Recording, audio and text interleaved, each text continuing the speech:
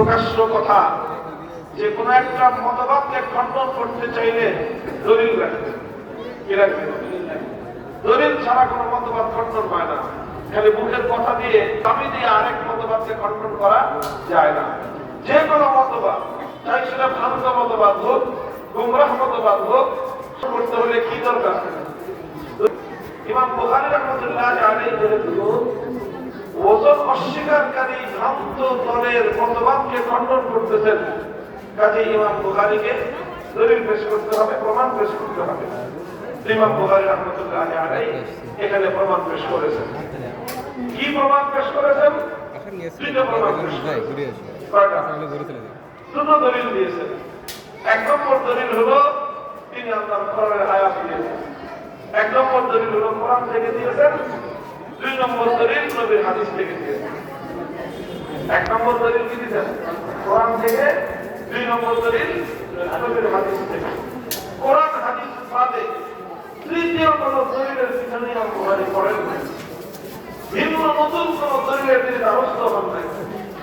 কোন যুক্তি, কোন তর্ক, কোন দার্শনিক ব্যাখ্যা, কোন বৈজ্ঞানিক বিশ্লেষণ, এগুলোর কোন ইমাম বুখারী পড়েন নাই। কেন পড়েন নাই?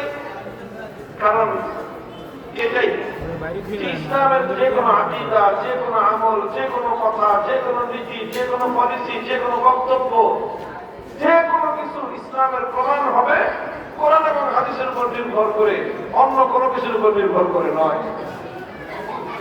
ইসলাম কেবলমাত্র উপর নির্ভর করে।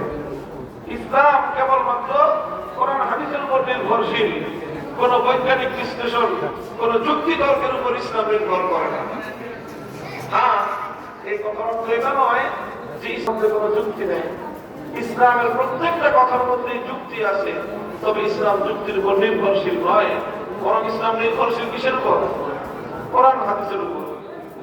কোরআন হাদিসের উপর ইসলাম নির্ভরশীল, যুক্তির উপর ইসলাম নির্ভরশীল না, বিজ্ঞানের উপর ইসলাম নির্ভরশীল না, দার্শনিক ব্যাখ্যার উপর ইসলাম নির্ভরশীল না। কারণ কি? কারণ ওই বিজ্ঞান, দর্শন, যুক্তি তর্ক এগুলোর উপর নির্ভরশীল হতো, এগুলোর নিজেরই কোনো ঠিক ঠিকানা নাই। আপনি বৈজ্ঞানিক বিশ্লেষণই ধরেন, বৈজ্ঞানিকদের মতবাদ, থিওরি, বিজ্ঞানের থিওরি, এটা সময়ে সময়ে পরিবর্তন হয়। সময়ে সময়ে এক সময় বিজ্ঞানীরা থিওরি দিল, এটাকে বলা হতো হেলিওসেন্ট্রিক থিওরি, যে সূর্য ঘুরে না, সূর্যের চারপাশ দিয়ে পৃথিবী ঘুরে।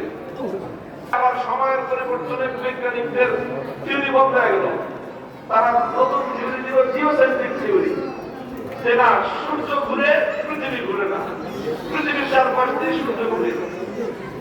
এরপরে কিছুদিন পরে আবার নতুন থিওরি দিল, আগের ভুল, নতুন থিওরি হলো সূর্য ঘুরে, পৃথিবীও ঘুরে, চন্দ্র ঘুরে, সব ঘুরে।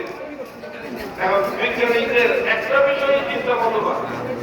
এখন সর্বশেষ